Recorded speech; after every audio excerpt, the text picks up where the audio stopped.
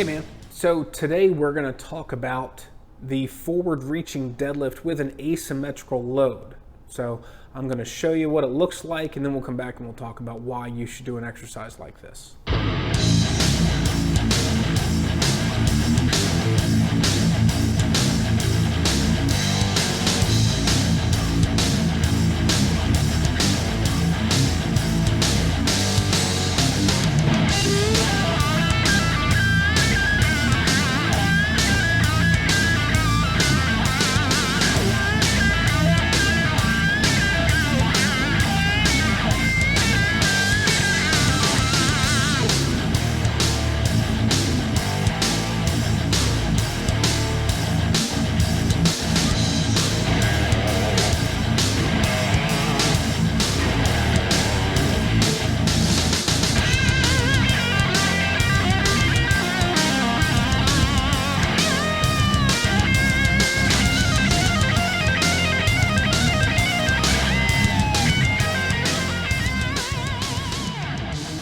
Alright, so the forward reaching deadlift with an asymmetrical load, basically that's just a fancy way of saying that I'm holding two bells in my hand and one is heavier than the other.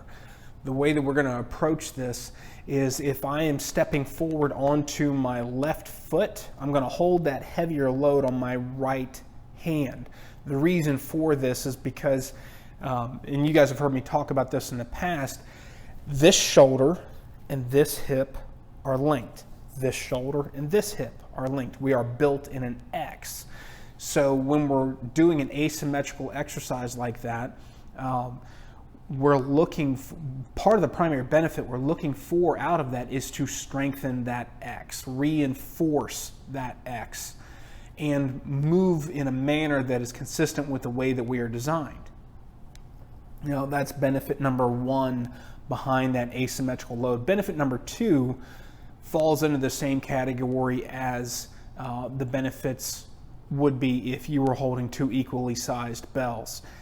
You're going to strengthen the glute and hamstring on the side that you are stepping with, and that's going to give you some ability to stick your foot in the ground and change direction if you have to.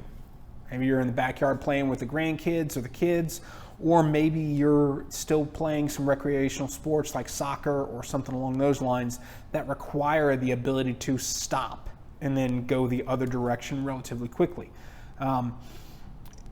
And even if you are not in that category, if you're not playing sports, you don't have kids, you don't have grandkids, the ability to be able to stick your foot in the ground and stop yourself later in life could be a game changer for you because it could keep you from falling.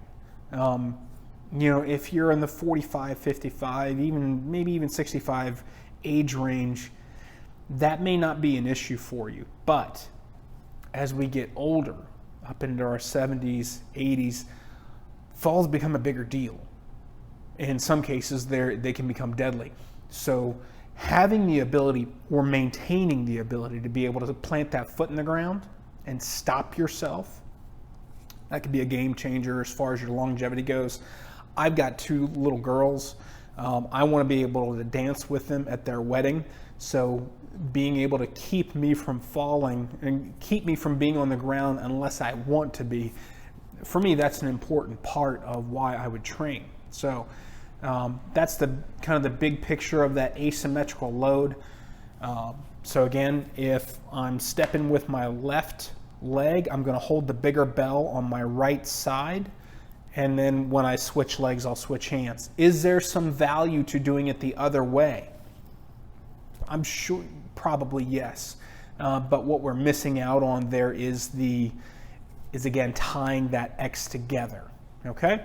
So give it a shot. Let me know how it goes.